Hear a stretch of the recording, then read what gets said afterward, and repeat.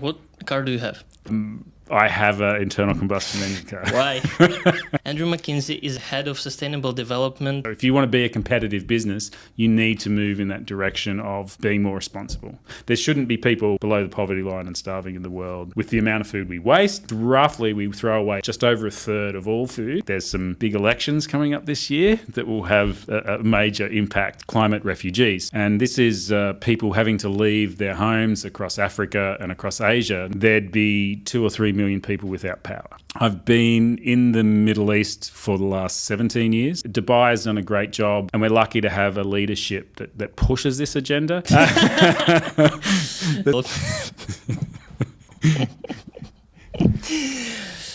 Hi, Andrew. Hi, how are you, Igor? Andrew McKenzie is a senior lecturer in marketing and head of sustainable development in Middlesex University. Am I right? Yes, that's correct. I'm really impressed by your passion about sustainability, precisely. And I believe that you're influencing other people with this topic. I feel that it's like very, very personal to you. I also feel that I'm under your influence. That's why we're here, I believe. So how would you describe yourself in the context of sustainability? Well, thank you. Thank you for having me. It's great to be here. So I've been in the university education business for, close to 20 years now. So wow. Not that I want to be that old. But I grew up in Australia, in the middle of nowhere on a farm, so sustainability wasn't called sustainability back then, but the whole process of, caring about the planet, caring about the farm and the earth and animals and the bigger picture of being sustainable from the perspective of being financially stable on the farm, but also being sustainable around how my father taught me how we use different crops and different plants and different elements, and lowering chemicals came from, 40 years ago. So it wasn't called sustainability back then, and we've seen a long change of that. I've been in the Middle East for the last 17 years. So I had 5 years in Kuwait, and I've been in the UAE and Dubai for 12 years. I've just seen the big change in how we, as a society, as institutions, businesses and individuals have seen this change, especially the past 10 years, perhaps, around that. And how sustainability was sort of seen for a long time as one of these things on the peripherals, like a separate thing to how we did business and how we behaved. But that's really changed now. I think we're getting closer to a tipping point where it's becoming embedded in programs and platforms for businesses, right from the top CEO levels. I've just done a series of interviews with CEOs from the region, but also individuals and pressing, pushing businesses to become more sustainable. And sustainability is such a broad topic, anything from, people just think about sustainability as like recycling, but it's much more than just that.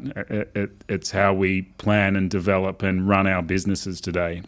And really now modern businesses are falling behind other businesses if they don't embed sustainability through their strategic planning. And I think ESG, environmental, social and governance strategy, has really changed and developed with the support of government regulation, UN structures, the Sustainable Development Goals, and things like the importance of climate change, ecological sustainability, biodiversity has really just increased to a level where you can't go from a primary school to a high school to a university and then top businesses without really today talking about sustainability embedded in smart strategy.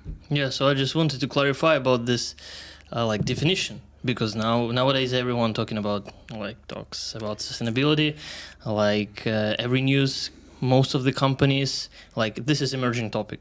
And when something is everywhere simultaneously, it means nothing. That's why I wanted to ask you, do you have any kind of definition, or can we agree on any terms of sustainability? I'm sure you're going to ask me as we go on, what are some of the difficulties around the topic and some of the barriers around the topic? And look, the fundamental definition of it, because it's such a broad topic, is one of those difficulties, from how do I make a difference as an individual to how do we incorporate this as a business. I think the UN's development of the UN, the SDGs, the Sustainable Development Goals, along with the research around that, has helped people define it under those 17 goals. That within itself brings problems, because some, especially small businesses or large businesses, say, how do we incorporate every one of these goals? And that's not really the idea behind it. Yeah, can you please just, clarify what is SDG? Because you said like 17 points. I believe it's not clear for everyone. Yes, that's a good point. So it's called the UN, United Nations Sustainable Development Goals. So they set out 17 different elements. So, for example, gender equality, partnerships, water, life below water, life on land, and it goes through many different ways that businesses can look where they're having an impact, and then it gives them country by country data and figures and opportunities to look at their business practices and say, how can we lower the impact of climate change? So it's really a big focus around climate change, and how do we develop sustainable practices.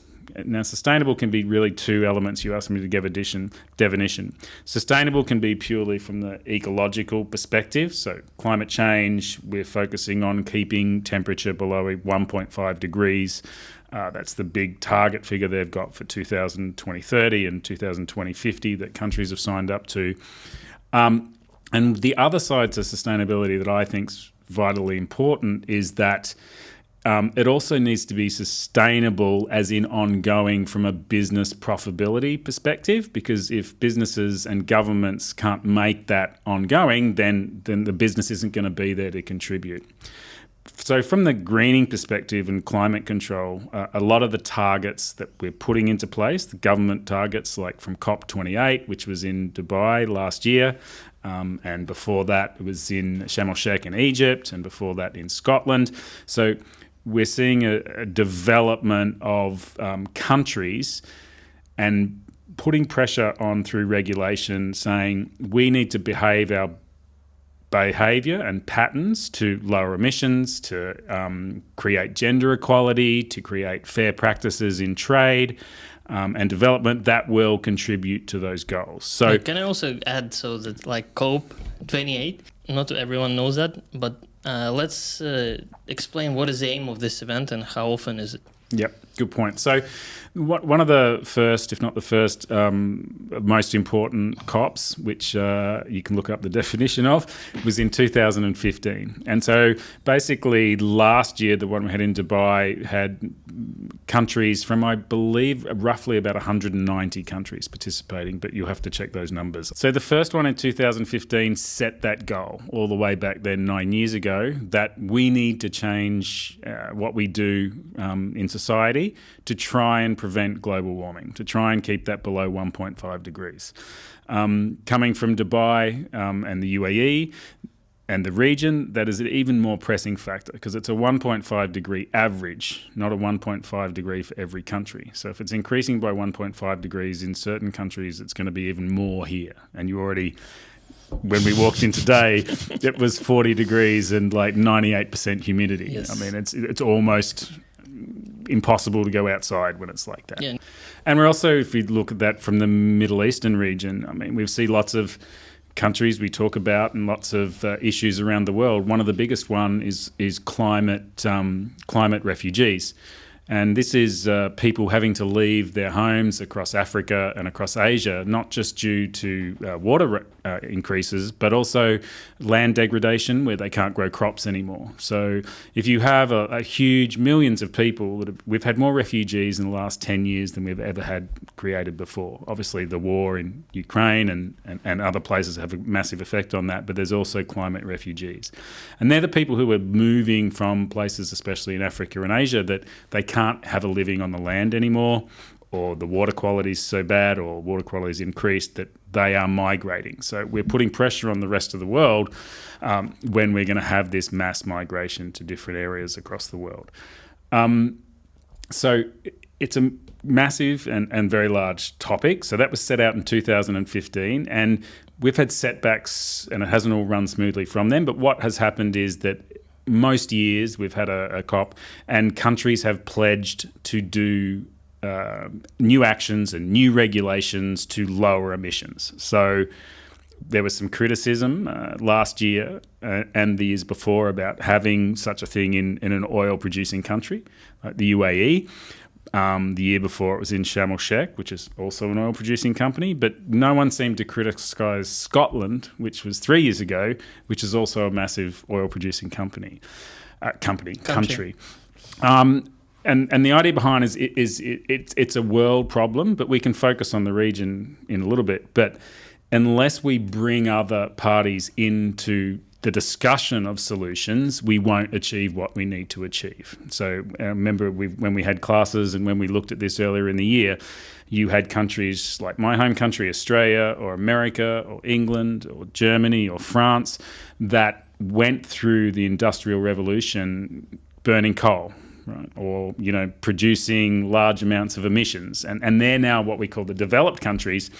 So the lesser developed countries or the developing countries, like across Africa, need more help and need more guidance and need more technology and infrastructure that we help them through their development as well. It's not fair that we come from Western countries or highly developed countries and say, oh, you must change all your practices now simply. So we sort of looked at this, a couple of things with it, and it's like we call sustainability like the wicked problem, because we also, yes, it'd be great to shift 100% to renewable energies today. We talk about this, but if we did that today, there'd be 2 or 3 million people without power. So you have this balance between what we need to do today to protect societies, and that needs to be managed as best we can, and also the vision for the future for our children and our children's children. So there's a lot to unpack with all that, but as you drill down on this region, we can go through some of the things that we look at that make sustainability such an important topic, and how we can actually see development and improvements with that. And one of the big things is going to be around technology. Yeah. So anyway, so can we somehow shorten the definition of sustainability? We can. So if we're looking at from a purely greening perspective, I would say it is how we as businesses and individuals, education institutions, how can we all contribute in our practices and our activities and our behaviour to be more environmentally friendly, more ecologically friendly, also be more profitable as well, that we can make these things last for a longer period of time. So I would personally look at, some people criticise the use of ESG, which is environmental, social, and governance strategy and practices developed by business. But and I'll just give you a little bit of background before we go into that. So we first looked at a lot of development around what is sustainability and how can we bring in businesses to look at this through such programs in the 90s as the Triple Bottom Line. I'm not going to go through each of these ones, but it's looking at planet, people, and processes about how we can change practices. This is one of the frameworks. One of the frameworks. In the late 90s, we had Al Gore's book around, global warming. But then also the development of then the next sort of business element was really around CSR, so corporate social responsibility. In other words, we were looking at, say, how can businesses be more responsible in their management practices which affect sustainability.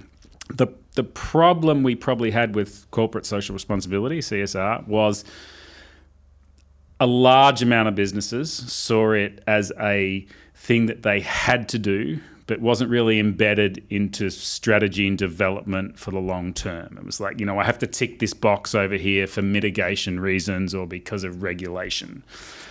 So I'm in my personal idea and definition with ESG, environmental, social and governance, it's giving a lot more businesses and schools, communities, individuals, more of a framework, and you can look it up, of what we can do in those three main pillars to be more environmentally responsible, more socially responsible, and our governance. So if we just break the three down for a little bit, Environmental in the ESG is everything that most people would understand. So lowering emissions, net zero targets that we've looked at. So net zero targets are what our emissions are versus how we can offset those emissions for global warming practices. So around global greenhouse gases emissions.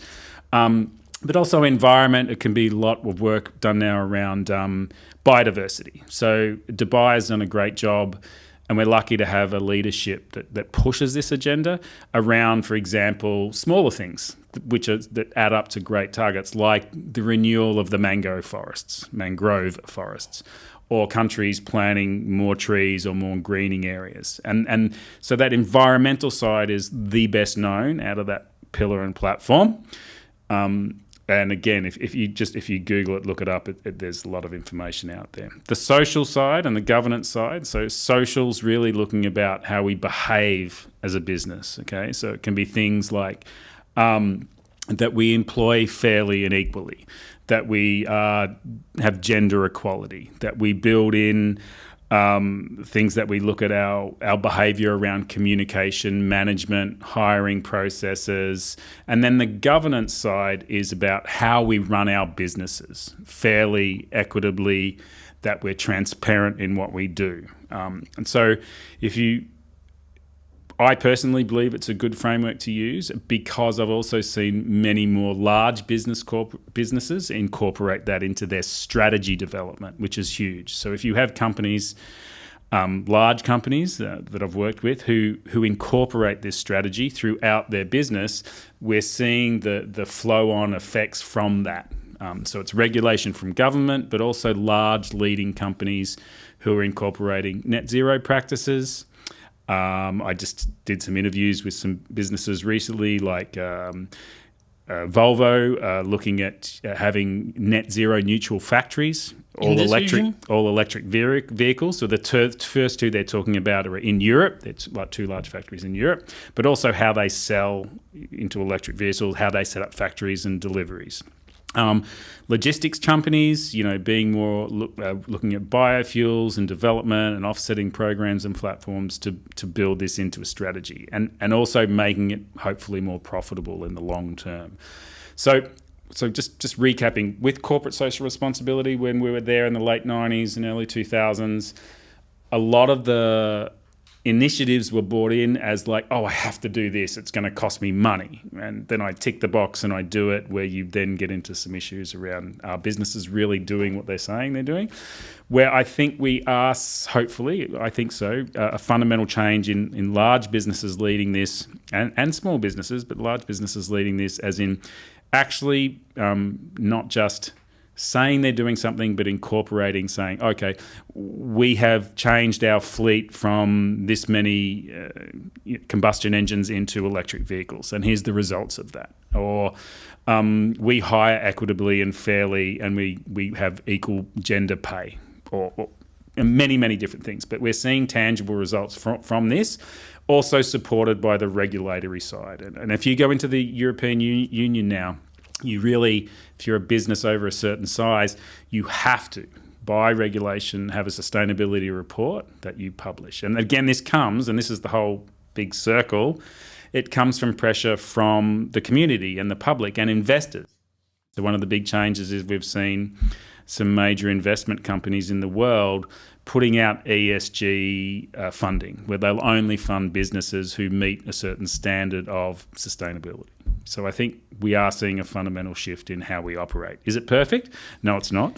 But we are moving definitely in the right direction. I think there's some big elections coming up this year that will have a major impact on the investment and the drive behind continuing these processes of staying in the UN and the sign up and everything else. So it's a lot of a big picture. Am I right, just to summarize the definition about sustainability? So it's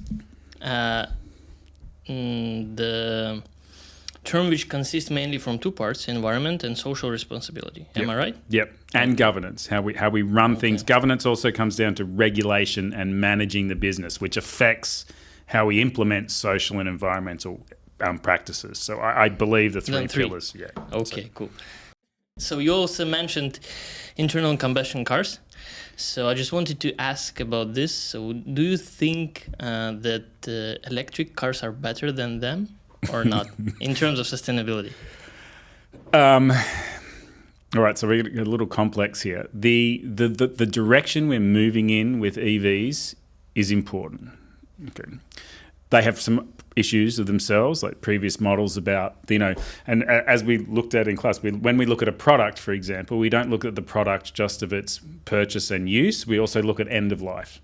And end of life is how does that product be dissolved or at the end. So some electric vehicles in the past, then we bring up the issue of how do we get rid of the batteries. Right, so from the old Prius batteries, there's some issues with those around that cost. From the experts that I talk to, electric vehicles are needed to make a substantial difference across the world, but they are not going to be enough in the transport sector alone, because with some of the electric vehicles in large transport, so long distance freight on land and in the air, electric vehicles with the current technology are probably not going to get that done with what we know right now. So if I've got to deliver things from Dubai across to Saudi, the electric trucks at the moment are not going to get them there. But this is where I spoke earlier about, I think technology is one of the most important things. So the development in this region, which is a leading, there's some leading businesses and leading companies in this region around hydrogen and hydrogen trucks, hydrogen fuel cells, hydrogen cars, I think are really important. Probably one of the other larger problems with EVs, so we've got to think about that cost of life at the end, which China is sort of addressing in one way, is the cost of those when we talk about business to consumer sales versus business to business sales. So if I ask the big companies at the moment, so if individuals are pushing to buy more electric vehicles, that is happening. All right. But that's the individual actually making a financial decision at the moment that those vehicles may have some distance issues or cost issues that are above cheap internal combustion engine cars.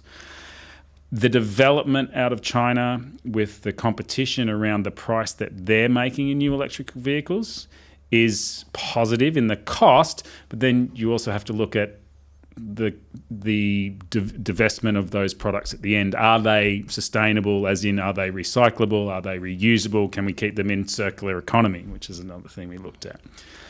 Also framework. Yes. But for at the moment, where we're currently at now in 2024, if it's purely a business decision, so if it's a large company buying a fleet of vehicles, the cost is still prohibitive. So we need to level that down. And yes, it's great that consumers are buying more electric vehicles, but we also need to build the infrastructure around them to make them work better. But also we need to continue to bring the costs of them down for the business-to-business transactions, which is much greater than consumers purchasing cars, that it makes a company like, a large logistics company or a large motor company, if they're selling to another business, that comes down to basically the financials. So this is where I say we need to still make it profitable and affordable and develop more. But the technology is moving in the right direction. What car do you have? I have an internal combustion engine car. Why? Well, I bought that car, it's probably 5 years old now. So 5 years ago,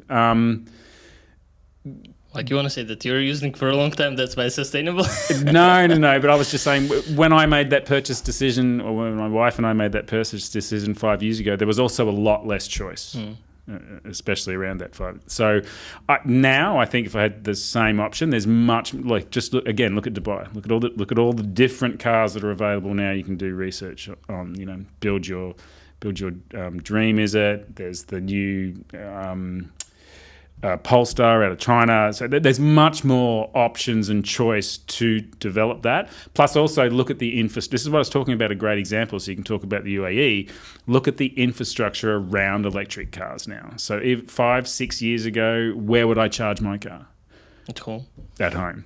But now it's much better infrastructure to charge it at home. It's easier to install and use. It's cheaper to install and use. But also look at the amount of charging stations around now. Every mall has a charging station. And this is again where we talk about not just the importance of businesses, but it's the Dubai leadership and the UAE leadership that makes it rules that people must put in these stations. And you need all things working together: education, community, government, and business. So otherwise it won't work. I also saw Tesla has like free chargers. Like, yep. I don't know I don't remember the name. Something really powerful, so it can charge your car from 0 to 100 like in 1 hour. Yeah. The speed. That's again the technology and making use of it. Yeah. It's cool. Just maybe Elon Musk should sell it to somebody else. Okay, so we would consider buying an electric car if like your next car. Yep. Yeah, definitely would consider. Okay, cool.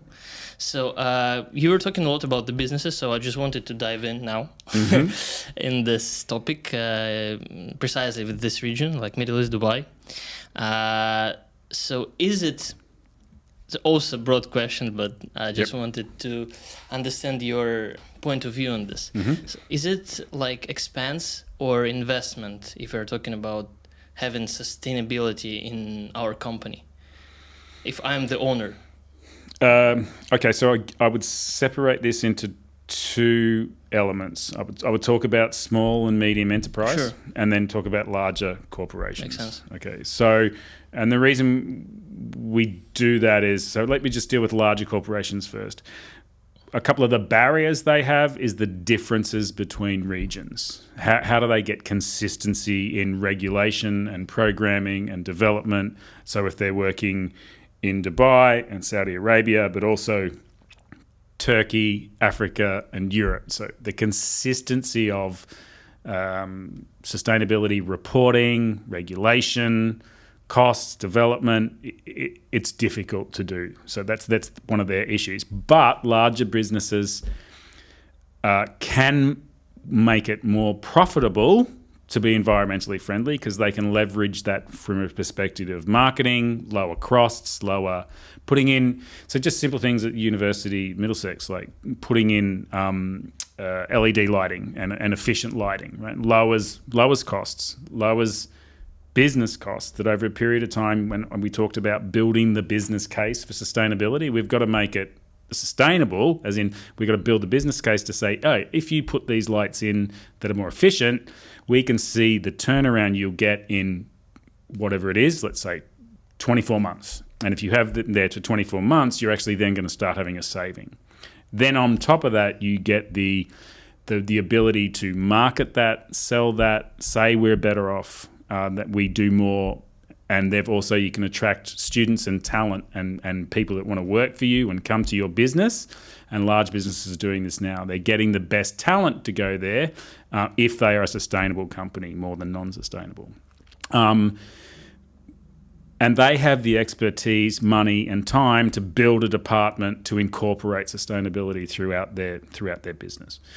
Smaller and medium enterprises, it's complex and it's difficult. And it's expensive to start. So planning, development, training, and this is where we as a university can come in and facilitate with large and small businesses and government. This is where you need everyone working together. So we have graduates that are finishing now that have a sustainability background. So when they're going into a business, they can set up that smaller business with ideas of design and development that are more sustainable. But if you're a small business owner who's been operating for 10 or 15 years, then just immediately go to that business and say, hey, you have to be more sustainable. Well, and it's sort of like, how do I start? Where do I start? It's very complex. And so I think where we are getting better is more and more people now. I get so many calls. There's so many things going on throughout the UAE where we're having conferences and developments and programs. There's one that was just last week on high rises and how we can look at high rise buildings and make them more efficient. And efficiency is, again, lowering emissions. Or I had a previous student from few years ago who's just won an award about taking the servers from large buildings, putting computer servers in, and they take the energy produced from that, the heat produced from that, to turn it into air conditioning or cooling. And in colder climates, they do the opposite, to turn it into heating. So again, the technology side is going to be important. The incorporation of it's going to be very important. And this is where we need consistency in measurement, regulation, and reporting around the world. That is coming, but it is slow moving. Okay, so I really like your case about the light, and it sounds perfect, In your case, sustainability equals profit. But I don't think that it's always like that. Nope. It's largely dependent on the industry you're looking at. So, we have major polluters and emissions around different industries. So transportation industry versus food and agriculture. So I don't know the number. I don't know the number of things that are or are not. It's just too big a question, and depending on the industry. But again, what do you think? I would rather than separate it that way, I would look at it as overall bigger picture. If you're looking at your balance sheet of an organisation, if you can still be profitable and it's sustainable, then how much profit?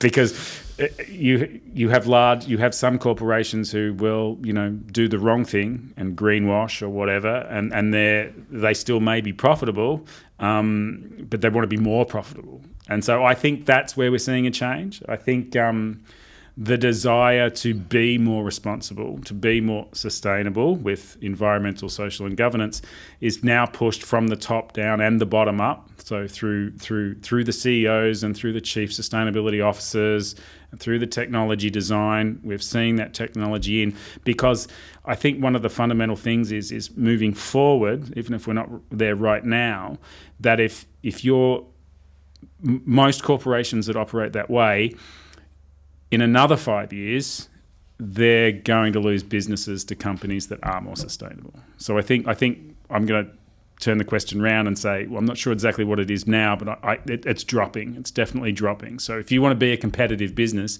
you need to move in that direction of being more responsible, because you will lose businesses over a long period of time. So I think we're moving in the right direction, whatever that exact number is. Yeah, makes sense. So I reckon that a lot of companies nowadays saying a lot about sustainability, even if it's not true. I mean, this part concerning greenwashing. So the greenwashing is when businesses or institutions or organizations, there's a couple of different things with it. There's actually quite a few different things with it. So it could be an example of claiming what you're doing when you're not doing it.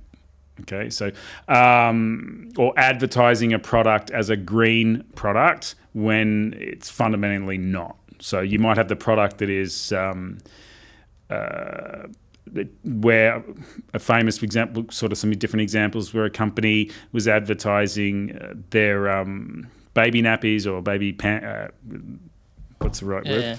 As without mentioning the company, as like a green product, where the actual green content of the product was less than 10%. Okay.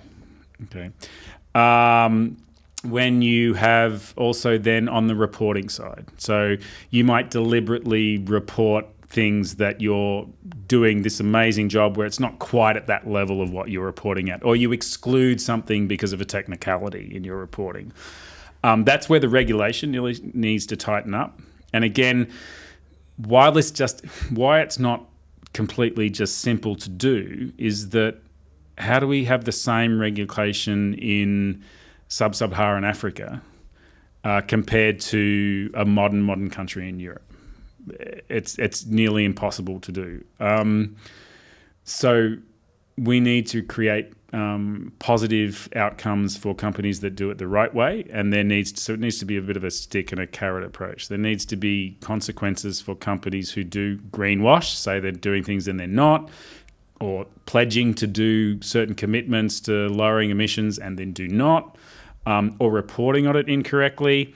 And then there also needs to be, and there are rewards for companies who do achieve that. So sustainability awards, but not only that, it's also awards around things like taxation, subsidies, development. Again, the government here, provides grants and assistance for companies that are startups that are more sustainable. And we're seeing that across many, many regions. Their commitment and other commitments to building things like solar power. The UAE last year, again, with the numbers are specific, no one really knows that they produced, I think it's 1.5 terabytes, I can get the language wrong, from wind power. And no one really knows about that. Or building one of the biggest solar plants. Or the UAE government now building the largest vertical farm. So we've also seen some developments coming out of the COVID-19 pandemic where we saw supply chain disruption. We saw businesses, because of that, looking at more sustainable ways of operating, lowering their product range to make it more efficient, using more local products. So we look at things like food miles or the footprint of food. To I think now the number of taxis and buses that are now either hybrid or electric in the region.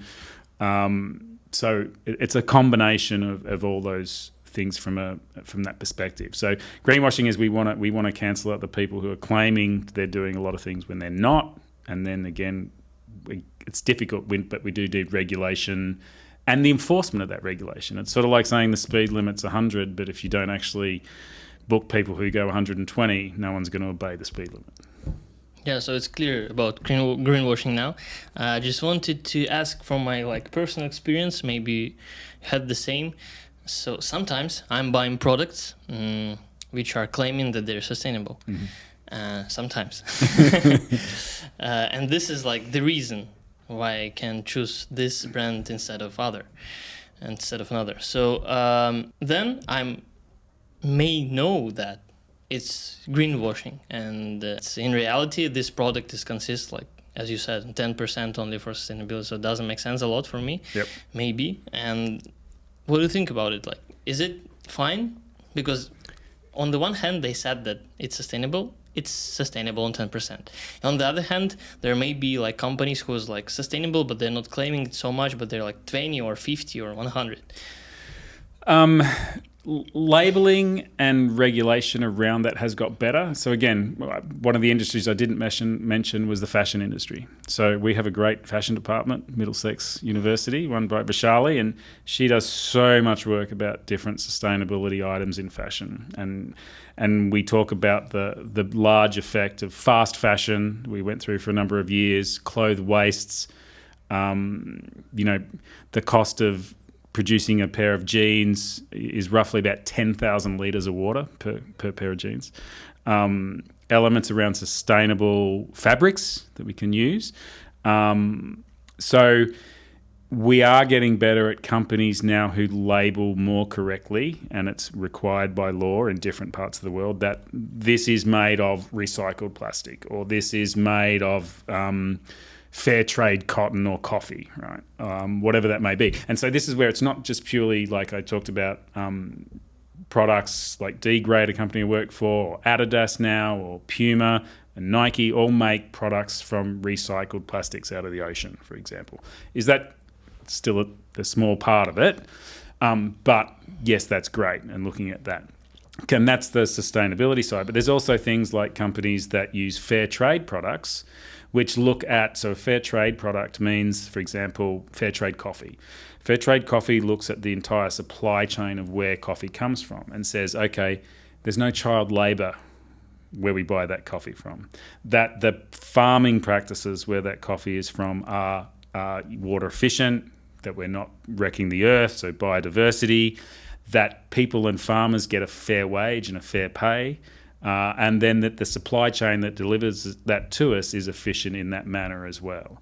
So, and that's just coffee. So if we combine those things together, and you can look more at and everyone's got a phone in their pocket now. Scan it, look at the label, do a little bit of research, And it mightn't be with every single time that you go in to purchase, or it mightn't be every single item. But if you're doing a weekly grocery shop, or when you go to buy an item in the fashion area, do a little research. It's quite fairly easy to find the history of the brand, the history of the product, and the sustainability. And you can look at some of the great brands out there that do that. So am I right that you're saying that me as a customer, Yep, I need to be more responsible when I'm buying something? Yeah, more responsible. And again, and this is some of the sustainable products, especially in the past, are much more expensive. That gap has really narrowed now, that you can buy products produced from fair trade, or you can buy products produced from sustainable materials that are much, much more competitive in price than ever before. You know, or when you're flying, tick the box on the emissions thing. I don't know a lot about that side of it, but there are definitely ways you can research where that meat came from, where the plants came from, how they were farmed. Is it perfect everywhere? No, but I think again, you look at the supply chain here and how much local fruit now you can get in the big supermarkets. So one of our ex-students from Middlesex set up a business where he takes tomatoes that wouldn't normally have been sold in the large supermarkets. And the reason, basically because they're not perfect shape, size or colour. But now you can pretty much find them in every supermarket in the UAE. They are as cheap as the imported tomatoes. They're grown locally. They would have normally ended up as food waste. So roughly we produce about 36% of all food is wasted. And that's something that we could in the world. And pretty much in both developed and less developed countries. It's pretty much roughly about the same amount. So just a bit of history on that is that in more developed countries, it's usually wasted after purchase. So by restaurants, by us having too much in the fridge. So it's that from the supermarket onwards, or from, and again in a country like this, from the delivery into a country, so getting it through ports and shipping. And in lesser developed countries, it's more on the supply side. It's getting it from the farmer to the supermarket or to the customer. So, but it's roughly, we throw away just over a third of all food is wasted. It's food waste. And if we could change that, I mean, there shouldn't be people below the poverty line and starving in the world with the amount of food we waste. And again, the structure we build, where we've got supermarkets with, like we call food deserts. There's some countries, like the US has some major problems where in certain urban areas that they call it a food desert, where there's a fast food business on every corner, but a cheap, or not even cheap, but an affordable place where you can get fresh fruit and vegetables is hard to find in certain rural areas. Now, you wouldn't think that necessarily from a country like America, whereas in some other countries, India, Bangladesh, it's more on the how do we get this great food that's produced to the consumer without waste. But there's many things we can improve on in that, and we have improved. And people are more aware of it now. And especially, I think you asked me a question, is how we as individuals or society can improve that, is really education, because we've done programs with primary school students and teaching them. And I guarantee you go out to, and this is another great thing that the UAE does and Dubai does, is encourage that education in schools. And I guarantee if you go out to any primary school in Dubai and you go into a classroom and you ask the kids about sustainability, they'll tell you all about it. Cool. They'll go, and they're the ones who are really going to affect the future. Right? I heard the same is in Sweden for like decades already. Yeah. And they have like a culture of segregation or... Yep. But again, and it's a great example, and it's very true. It's like for years and years and years in Australia and France, for other places, yes, you have all the separate boxes, but we're actually moving away from that now. Wow. Why? Again, because why you might get, again, going back to your percentages, why you might get 50% of people who are very good at recycling everything into individual boxes or individual disposable containers, you might then not have 50% not doing it. But the technology coming out now means in more and more countries that the technology is affordable, and we're getting there, that, for example, a lot of plastics and glass and I believe aluminium can go in one box, and it goes into these new recycling machines that automatically divide it up, separate it, clean it, separated it. Makes sense. So if we can make it easier for everyone, then that's even better than the 50%, because as long as it's in one receptacle, then we can get up to maybe 80% recycling. So. Do you believe that technologies? You're saying a lot about technologies today. Yep. So do you believe that technologies may flip the game, especially? I'm talking about AI now because it's an emerging topic and everyone is in it. I mean, I love it and it's really nice. So what do you think about it? Because in terms of sustainability, I believe it can bring major impact. Not only sustainability, I think a number of things. Of course, but yes, absolutely. I think individually we need to do better, like we've spoken about, and I'm sure this is, as individuals we can make better decisions on what we do. As businesses, they'll have a much bigger influence, right? Because obviously they're a lot larger than the individual consumer. I personally believe that even if we do individuals and large businesses to truly try and there's a lot of people out there who say we're already past keeping the global temperature at 1.5, that it's more going to be around 2 degrees. To keep it at 2 degrees, or to get to maybe 1.5 in maximum increase in global temperature, that is, the technologies coming are the key. The incorporation of those technologies throughout education programs, businesses, and individual use are vital. But yeah, I think we need technology from the biggest thing to make the biggest difference globally. So things like the production of non-lithium batteries, for example, is progressing greatly. So why is that important for people who don't know? So lithium batteries are the batteries that are currently the most used and the most important for electric vehicles, I believe. Please fact check me. The problem with those is disposing of them, and then it goes back to where things come from. Lithium mines and lithium mining, there's issues around there, safety, health, workers, degenerative illnesses, child labour. But we're seeing new technologies coming out now that we may be able to produce batteries without the lithium, which also lithium, when it biodegrades, it burns down at, I think it's 800 or 900 degrees Celsius. And so the new batteries made out of carbon won't do that. So that's just one thing. AI, massively, massively important. So things along with that. So taking the jobs, now this is again something to discuss about where new jobs are going to come from, but taking jobs we can be more efficient at with AI and robotics, taking those over, and especially for jobs of safety. So, we don't have to have people in mines, or we don't have to have people, breaking their back in warehouses. This all will contribute to those three things. Yes, environmentally, but also safety, health, occupational health and safety at work, employment, and all those different things will come into that.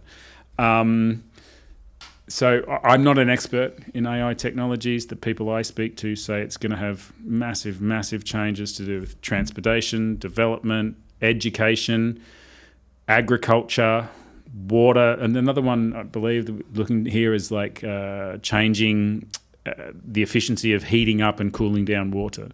So if we just think about the cooling plants living in Dubai and Saudi and Bahrain, if we can halve that efficiency, that's a massive difference in how we heat and use water. So there's just so many large elements of the technology. Hydrogen fuel cells is one that I think is going to be massive to the transportation industry as well, if we can look at that. They are coming online now, but the tech's still a few years away. And where we're leading in the region is use of hydrogen is what we need to be what we call green hydrogen. So how do we produce the hydrogen? So it's fine just having this thing that works on hydrogen here, this truck, and that's fantastic. But if that hydrogen is produced by coal that isn't green, or whatever it is that way, I'm not an expert in all the different areas, then that's still not an ultimate solution. But this region is leading in one of the leaders across the world of looking at how to produce more green hydrogen. In other words, energy that comes from more sustainable sources. So the technological developments are way above my business background. You need to be a scientist to understand them all, but the use of them is something we can incorporate. And I think that a lot of these things are going to come online sooner than we think. Yeah, I believe that AI can help in many fields, especially in sustainability, also marketing. So you are also part of marketer. Yep. I just wanted to clarify, it's also important for me as a marketer. So what do you think about the promotion of sustainability, of the marketing campaigns, branding, all of this in terms of Dubai for companies? Is it the thing that companies should put money for? I mean, Absolutely. Again, this is where I'd say what I was talking about earlier, the difference between sustainability being in its own department and being talked about as a sustainability department by itself, rather than embedding it throughout your strategy and development. So your strategy and development means also marketing. You need to create awareness around what you're doing. You spoke earlier about the products. How do I know they're sustainable? Better marketing. Dubai now is what we call, and the UAE, but especially Dubai itself is what we call a brand destination to come to. In other words, we call it tourism marketing, but also city marketing around that. Dubai is on the way to becoming one of the smartest cities in the world. So things around development of AI with parking and transport and hotels and travel. So we're becoming a lot better at that as well. So why shouldn't we market this? And this is where I have fundamentally believe this. If you are a company that is doing the good, non-greenwashing, sustainable things, why shouldn't we shout it from the rooftops? Why shouldn't you market it to say, hey, come to us and purchase from us because we are more sustainable than our competitors? Or we are doing this, and if you buy from us, this is the results of that. Absolutely use it. And this is going back to the profitability part, right? Is there anything wrong with doing something really good and then saying, hey, look, I've done something really good? I fundamentally believe no, because we want to inspire other people to do it. And this has gone on for years, even with philanthropy, right, where people donate money. And there was, for a long period of time, this sort of unwritten belief with a lot of people that, even if you're giving money charitably, why brag about it? Why tell other people about it? You're just being a big shot, right? But if we want to encourage other people to do it, then I flip it on its head. Yeah, tell other people what you've done. And this goes for businesses as well. If you want to change culture and behaviour, they've got to know that you're doing it and these are the results. And again, this is why I go back to the cooperation of the COP28 here. Why should we have it here? Because it gave great opportunities. So I don't know how much you went out to it last year here, but of all these smaller countries from the Middle East and North Africa and India, you could go to the pavilions and see what Rwanda had done with getting rid of plastics and their genocide museum and look, there's issues in every country, but why not look at this and best practices of what people do? Or going and looking at, we're looking at a different country in Asia that has just implemented a green supply management system. So one of my colleagues, Srijith, just worked with the Mekong governments around greening supply chains, making them more efficient, having less waste, and then telling people how you do that is one of these things at these events where other people can look at it and incorporate that behaviour as sustainable, profitable, and long-term.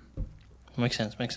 So also for the city marketing, you said, recently I read the article about that the most popular hashtag in TikTok in terms of cities in the world is Dubai. Oh, right. I was shocked. I thought it will be something in US, but yeah, it's Dubai. Oh. So, okay, to sum up, I just wanted to get some insights from you for me and for many people to enhance their everyday life in terms of sustainability. What can they do? Because I remember you were showing me the kind of survey, the app, when you can answer some questions and you will see how long the Earth will be the Earth if you're living your current life. Yep. So in my case, it was something like 6 years. So just maybe you have your own experiences, because every one of us affecting the sustainability in any case. So what is your suggestions? From an individual perspective or Yes. family perspective?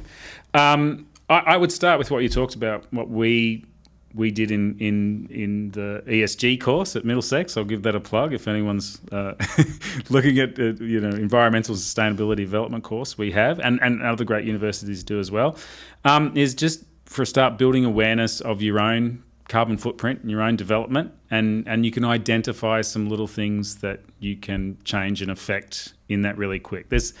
There's some really great easy websites out there where you can write in, like, how much of this do you eat, how much do you drive, how much do you fly, what are your activities, and it'll give you your average carbon footprint, and then it'll give you some tips and developments and areas around this. Educating yourself more and more around sustainability and development and how you can affect change with other people. So you're doing something now which contributes that to this podcast. And I just remember, last year with the students we had in university, we had some great debates during class, okay?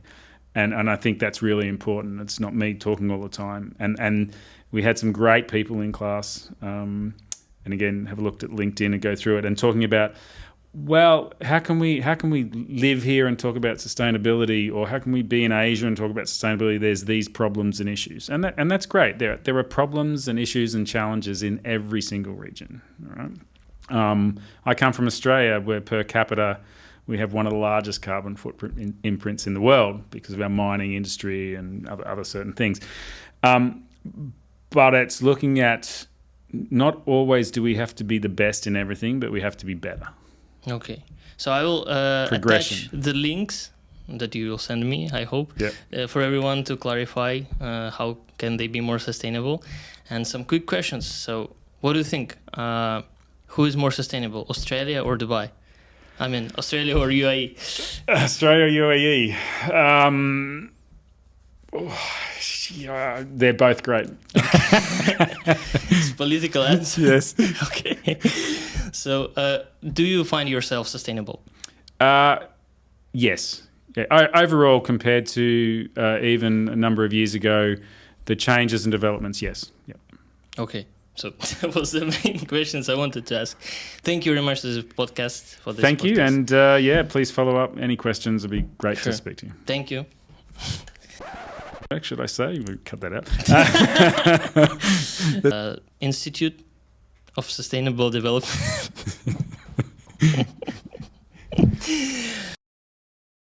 Not always do we have to be the best in everything, but we have to be better.